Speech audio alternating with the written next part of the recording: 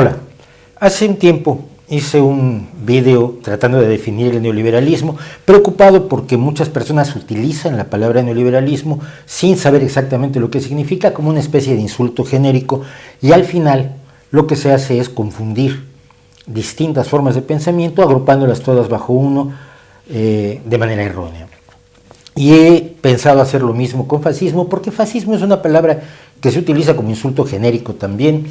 Todo se llama fascista, a cualquiera le llaman fascista, facha, a todo se le llama fascismo, y esto en las redes sociales es perfectamente evidente. Cada vez que alguien entra en desacuerdo grave con uno, lo acaba llamando facha. Pero eso es muy poco informativo. Esto no nos dice realmente el pensamiento, las ideas o las características de la gente a la que le estamos, o las ideas a las que les estamos atribuyendo el mote de fascistas. Por ejemplo, todo uso de la policía, todo uso de la fuerza pública se considera una forma de fascismo. Y no lo es. Todo Estado, desde el más democrático hasta el más autoritario, desde el más de izquierda hasta el más de derecha, tiene una fuerza pública que utiliza de distintas maneras. La forma en que se utiliza la fuerza pública, los pretextos, el marco legal que rodea la actuación policial, los controles que se tienen de la población a través de sus gobernantes sobre la policía, etcétera, determinan si una actuación es o no de carácter fascista. Para empezar, por la clase de Estado al que están sirviendo y los motivos por los cuales están sirviendo los policías. En 1944 ya George Orwell se preocupaba de esto, y todavía no terminaba la Segunda Guerra Mundial, se preocupaba de que la palabra fascismo se le aplicaba a todo el mundo, a todo el que le caía mal a otro, y entonces llamaban a los católicos fascistas y a los ateos fascistas, a los demócratas fascistas, a los monárquicos fascistas, a la izquierda fascista y a la derecha fascista. Y esto no vale borrar todas las definiciones, porque el lenguaje es la forma que utilizamos para comunicarnos. No podemos alterar las definiciones a capricho porque acabamos no entendiéndonos. Cuando yo digo que los elefantes vuelan, porque mi definición personal de elefante es un pequeño pajarillo que bate las alas rapidísimamente y tiene un largo pico con el que bebe néctar de las flores, la gente con razón me dirá, es que ninguno de nosotros entiende eso por elefante. La palabra elefante tiene una definición muy concreta, se trata de un paquidermo de gran tamaño, cuyas posibilidades de volar son bastante limitadas, a menos que lo subas a un avión. El problema también es que fascismo es más impreciso que neoliberalismo como concepto, pero tenemos que acotar, si vamos a entendernos, qué quiere decir fascismo.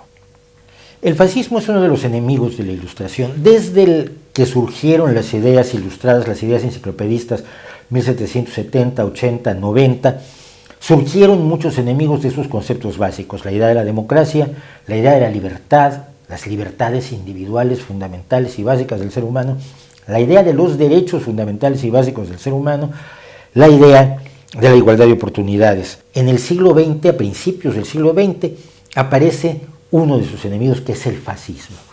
El fascismo rechaza, para empezar, la democracia. Incluso la izquierda más extrema, la izquierda comunista, el leninismo bolchevique, se plantea una forma de democracia, una forma mediante la cual los trabajadores, el pueblo, participan en la toma de decisiones del Estado. El fascismo no admite ninguna forma de democracia. Para entenderlo, quizás sea bueno remitirse al discurso de Primo de Rivera del 29 de octubre de 1933, porque creo que define con mucha claridad qué es lo que en términos generales llamamos fascismo. Él, primero que nada, establece que no son un partido, sino son un antipartido, que no son ni de izquierda ni de derecha, porque son la gente, son el pueblo verdadero, y el pueblo verdadero no es de derecha ni de izquierda. Se proclama en ese discurso contra la democracia, contra el liberalismo, contra el laicismo, contra el socialismo, y establece que el valor fundamental de todo ser humano, de todo grupo humano, es la patria. La patria, ese ente abstracto, es aquello a lo que debe servir todo ser humano y, por supuesto, el Estado. Y el Estado debe servir a la patria en una organización sin partidos, en una organización corporativista donde trabajadores y patrones trabajen juntos por el bien del Estado y no por el bien ni de mejorar las oportunidades de los trabajadores ni de mejorar las ganancias de los patrones. Esto es la teoría, en la práctica nunca funcionó así. Con una base religiosa sólida y con el uso indiscriminado, absolutamente legitimizado, de todo tipo de violencia contra los enemigos del Estado, contra los enemigos de la patria, contra los enemigos de la religión. Y esto es exactamente lo que hicieron los regímenes fascistas, nazistas, falangistas o el nombre que hayan adoptado. Pero no todo enemigo de la democracia es fascista. No toda posición a favor de la religión es fascista. Conocemos muchísimos ministros religiosos enormemente progresistas que han defendido a las mejores causas. No todo nacionalismo es fascista. Yo estoy convencido que el nacionalismo es una posición esencialmente de derecha porque establece diferencias artificiales entre los seres humanos, pero no pretendo que todo nacionalista sea automáticamente fascista. Los extremos del nacionalismo, los extremos donde el nacionalismo se convierte en xenofobia, en odio, en la legitimación de todo por la patria, es donde el nacionalismo empieza a ser fascista. Y como decíamos, no todo uso de la violencia es fascista. Tenemos la costumbre de dividir el espectro político entre derecha e izquierda.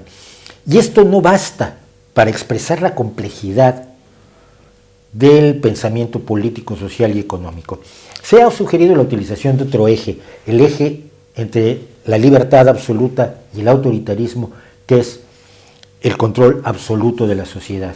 Y allí tenemos dos coordenadas que nos permiten ubicar ya desde una izquierda libertaria, desde un anarquismo bakuniano, hasta una derecha libertaria anarcocapitalista, desde una izquierda enormemente autoritaria como los países bolcheviques, hasta una derecha enormemente autoritaria que vendría a ser el fascismo. Pero una pregunta, hablando de democracia y hablando de libertad, ¿cómo se encuentra al gran líder en un estado fascista? Si no lo vamos a elegir, es que se ve.